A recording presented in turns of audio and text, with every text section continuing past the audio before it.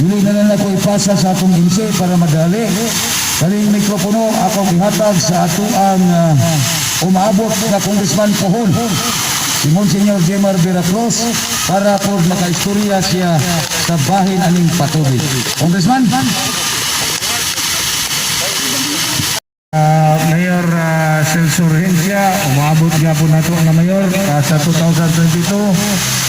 Ako pagyong ko pagtahod sa atong Mayor o mupadayon pagka-Mayor sa atong konsihal, Councilor Noli Pardillo, o sa atong kapitan, si Kapitan Tautungan, sa atong manager sa Waterworks, si Engineer Ipok Albao, sa ato nga kanang Engineer Gapon, ako sa palaki. So si Engineer Jimmy Sato, mga kagawad sa Mandulog, si Pastor Engineer Loro Nadre, wala, si ang principal? Mama. Si Mama. No, sa atong kagawad, ako amiga. No? Sa tarang katawan din sa Dakbayan, sa Mandulog, mayong buntag ka rin yung tanan. Ang kaning tubig, kinabuhi gini. Kaya kung may tubig, lisod nga dunay ang kinabuhi mong panayon. O kaning administration ni Mayor Celso Rehencia, ang among administration, way laing gilantaw kung dili kita magpuyo ngayon sa tumang kapuno sa kinabuhi, no? So ang akong nasairan sa miyaging administrasyon, dili man ko kay mukumparar nini, pero dunay dako nga loan para sa patubig, pero kulang pa kayo dito, no? Gani wala po, dili kay efektibo ang nahimo, tungod kay wala gyud to the fullest satisfaction sa atong mga katawhan among pundo. Ang akong nasairan, nag-loan sila og 490 million, kung di ko masayok, almost half 450 million, no? Kaya kanini, tubo ni apot ni og 0.8 billion na, no? Karon sige lagi apot nagbayad din Kunya ang akong nasairan, kung dili ko masayok, doon no sab sa 200 million ang nagasto sa administration ni Mayor Celso Rehencia, wala gyutang para to improve the water sa Iligan, no? Daghana 300 million na. 300 million na. Ano na to pan? So sobra na dahil sa 200 million or 300 million na ang nagasto na to para ma-improve ang tubig sa Iligan. Ano na to? Dili gingon nga ang administration ni Mayor Celso Rehencia samtang ang mga tao nagsige complain about sa tubig na wala gihimo. Dunay gihimo. Wala gani mangutang pero nagagasto ta that much. No, hinay-hinay nga nasulbad nato ang problema sa tubig. Gani sa miaging simana dito ta sa San Roque, and hopefully 5 ka barangay ang mahimulos niya itong tubig nga ang katong tubig mo pump og 1,300 gallons per minute, no? O gisupply dito sa kapin sa 4,000 ka household. Dili pila ka minute na pila ka gallons per minute mo compute. 500 gallons per minute. Apiting kusugan yan ng cup, bro. 500 gallons per minute.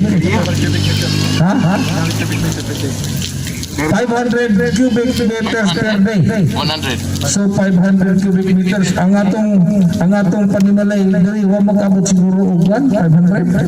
Sobra. Sobra pilandahan. Apilan. So kanina gani. More than 1,000 household yun dire. More than 1,000 household o more than 1,000 families. Ang kanalang babay, ang bubong murag siguro kabot 1,000. Daghan yun. Wala pa masarimo. Sa bukid, apil sa bukid, pero ang akong ilantaw na kaning naadam din.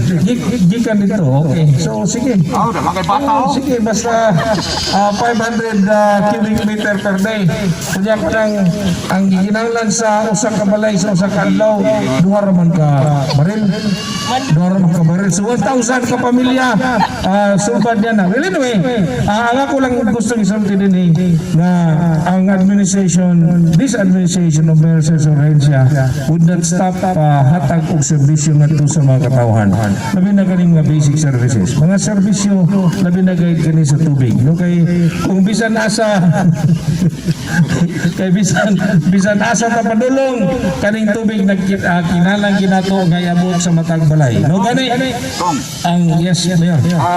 amo lang kuan kung buligan sa kayunan, ikaw mahimong congressman, mangayo sa may funding mo para pag madugang dili para Tinod sakto. Kung buligan ta sa kahigayunan o sa katawan, no, dili na nato idumili kung ato nang pagtaon yun, no. Sayo na magay na, no. Na natin mga amigo dito sa Senado, na natin amigo dito, basin ang presidente nato mo daw, si Sara Duterte. So sayo lang kayo na, no, muna atong paningkamutan gani ang damgo nako Mayor, no. Sa sige na kong suri sa kabukiran, gusto gid nato himuon nga ang tubig dili lamang dinhi sa patag kundi hasta sa kabukiran. Para ang ato nga mga katawhan nga gusto nga nasa patag, gusto puyo sa bukid, pwede na sila maghimo og balay ngadto sa bukid. No? Kay kung akong imong masayran na Mayor, no? Ako sige ngadto sa bukid sa Panurugangan, abot ang Panuruganan, no? Perti ka gwapo sa dapit. Kung puyan nimo ikumparar nimo ari ka puyo sa patag og dito sa bukid, perti gininduta puyan dito. Naay lasang dako ka pwede ka makauma, kunya presko kayo ang hangin. Nya murag linaw kayo paminaw dito ka dito sa bukid. Ang kulang lang nato dito, karsada, ikaduha ang tubig na mainom para ngadto sa mga katawhan nato og of course ang atong support nato. Kung buligan kami na Mayor sa Herencia, ako congressman, siya mao'y mayor. Yan sinuli, ako siya po ni. No? Amo ng panikamutan. Na mahimo ang damgo sa daghang kay mga katawan sa dakbayan siligan.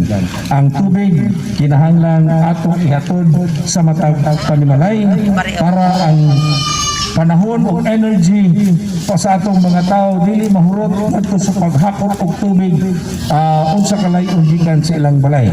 Now anytime labi na sa Muslim community and sa Muslim culture, tubig kinahanglan gayon. Matag lihok tubig, magampo tubig. No, mag-ampo tubig.